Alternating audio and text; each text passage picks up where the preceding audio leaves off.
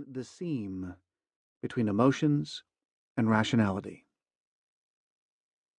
The new insights that have been obtained about the role of emotions are an outcome of a quiet revolution that has occurred over the past 2 decades in 3 important research disciplines: brain sciences, behavioral economics, and game theory.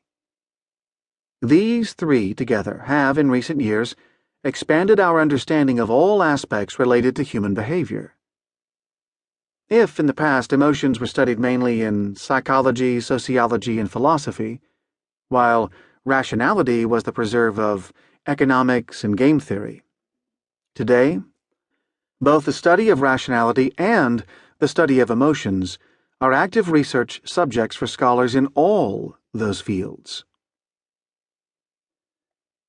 Game theory and behavioral economics, the academic fields in which I specialize, are rapidly expanding subjects within economics. Over the past 2 decades, 12 Nobel Prizes in economics were awarded to researchers in those 2 fields. Their influence is felt well beyond the gates of academia. The behavioral economist Cass R. Sunstein, for example, is currently the administrator of the White House Office of Information and Regulatory Affairs in U.S. President Barack Obama's administration. His colleague, Richard H. Thaler, is a member of a unit called the Behavioral Insight Team, set up by British Prime Minister David Cameron in his cabinet office to serve as an in-house consulting board. Although this book is not based on one and only one school of thought, it contains a personal and consistent statement. This statement can be summarized using the apparently paradoxical combination of words: rational emotions.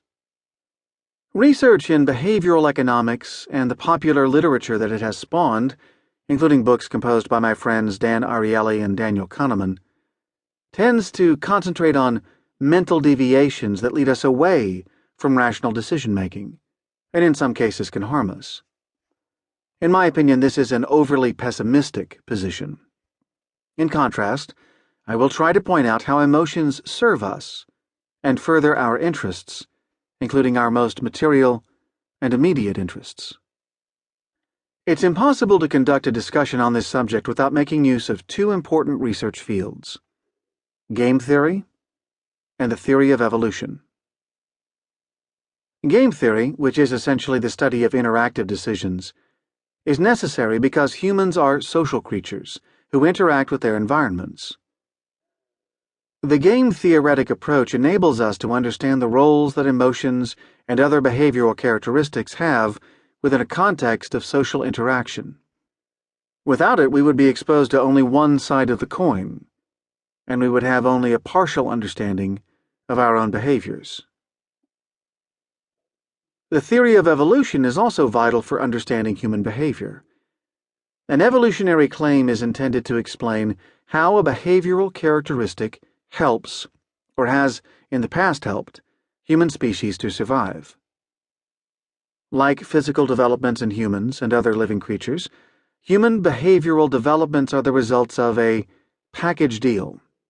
A behavioral characteristic or inclination that appears to be an obstacle in one decision context is in many cases an important advantage in other decision contexts. I have naturally emphasized the research that my research partners and I have conducted, but I have also included research results obtained by many of my colleagues and students at the Center for the Study of Rationality at the Hebrew University of Jerusalem, which I had the honor of directing for the past several years, as well as the research of many other leading scholars throughout the world.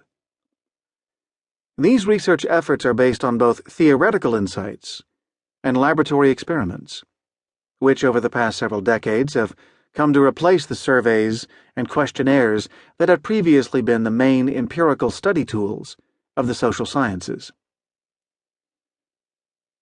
My use of the term emotions is broader than the meaning attached to that word in common speech.